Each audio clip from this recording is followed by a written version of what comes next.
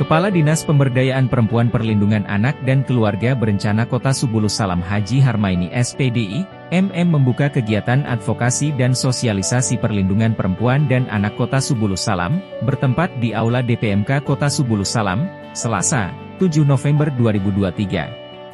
Sejumlah peserta dari perwakilan unsur SKPK dan unsur lainnya mengikuti kegiatan advokasi dan sosialisasi perlindungan perempuan dan anak yang dibuka Kepala DP 3 AKB Kota Subulus Salam dengan narasumber dari Unit PPA Polres Subulus Salam Bribtu Sera, Kepala Bagian Hukum Setdako Subulus Salam Supardi SHMH, dan Kasubag Pembinaan Kejari Subulus Salam Muhammad Syafrizal SHMH.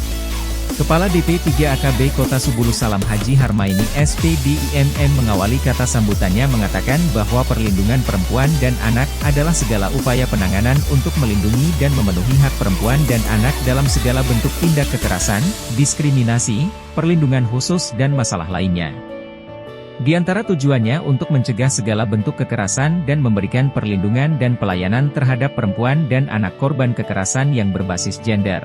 Beberapa kasus yang terjadi di Kota Subulus Salam berupa KDRT, pelecehan seksual harus menjadi perhatian kita bersama.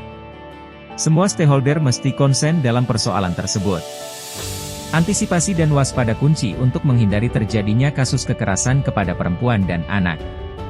Melalui advokasi dan sosialisasi kegiatan ini semoga semua pihak dapat menambah ilmu dan wawasan serta menghasilkan komitmen bersama dalam melindungi perempuan dan anak di Kota Subulus Salam.